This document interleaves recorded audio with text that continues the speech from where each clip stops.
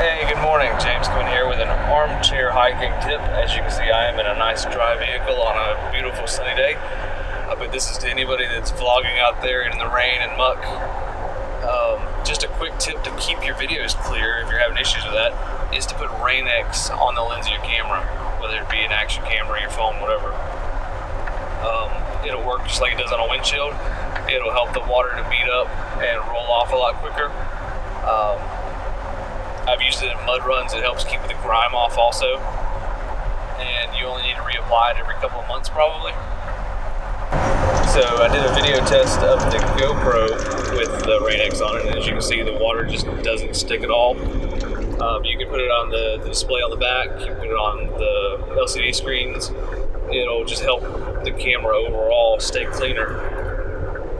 So anyhow, that's my quick armchair driving to work tip today. I hope you all have a great day. Thanks.